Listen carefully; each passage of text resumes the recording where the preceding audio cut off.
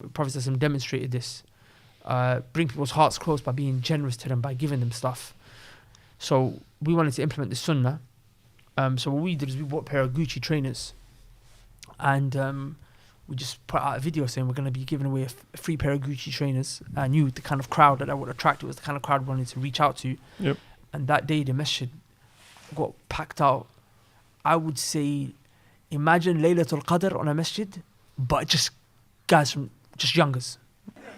And I would actually go as far as to say, like, I'm not going to say that was the most packed out event with Muslim youth that are young on the streets in the UK ever, but I would say we've set the bar. So, and if there's someone who ever done that, I mean, it would be nice to know. But that kind of thing, I've never seen it ever happen before. As in literally just a masjid, 3 floors, packed out to the brim. People can't get in, of not just youngsters, but majority non-practicing youngsters on the streets, involved in a lot of criminal activity, like people who need it, you know what I'm saying? Yeah. And when that happened, we were like, wow. Of course, numbers don't mean nothing to us. Like, I'm still doing classes now where like 10 people turn up. It's not for the numbers ever. But we realized on that event that these kids are actually listening to us. They're actually lending us an ear. And that was shocking, because Even if they're there for the Gucci shoes, but they still benefit from the reminder. Benefiting. And then the video from that event, it went viral online. Not even the Gucci video, just the reminders. And then from that direction, we started to take a focus on the knife crime that summer. Brothers and sisters, in order to do events like this that help change people's lives, you have to be very giving. You have to be very generous. Does that make sense?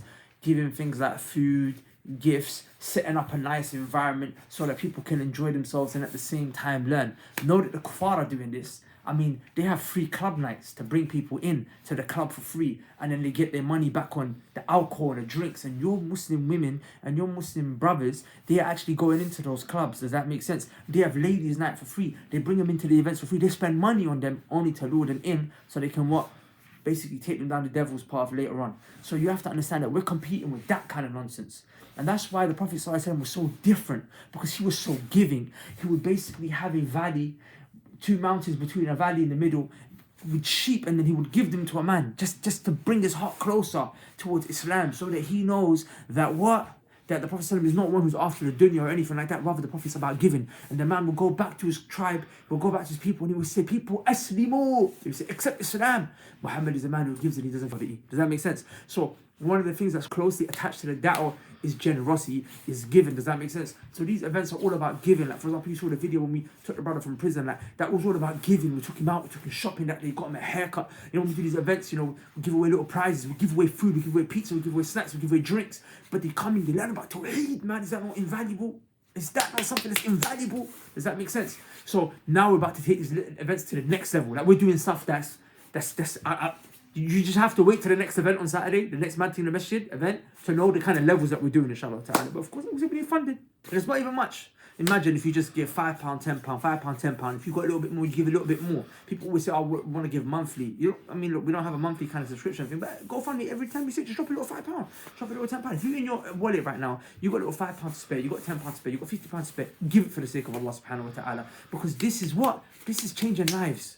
You might be in the business of food, business in terms of finances. You might be in business in terms of what, property business. Like, this is the business of changing people's lives with Allah's permission. And the Prophet ﷺ said, Wallahi, لَأَنْ يَهْدِيَ اللَّهُ بِكَ رَجُلًا وَاحِدًا, that I swear by Allah, if one man is guided to Islam through you, خَيْرٌ لَكَ مِنْ حُمْرِ النَّعَمِ, it's better for you than red camels. Red camels is our equivalent of a Lamborghini. So imagine that you might give a little bit here and it might help us change someone's life. So anyway, without any further ado, what I'm trying to say is, give up your money, mate, for the sake of Allah. Click the link below, inshallah ta'ala. Have a pure intention, because if your intention is not pure, you can give £1 million, it's not worth a penny. But if your intention is there, you give £1, that could be a ticket to Jannah. Assalamu alaikum, peace.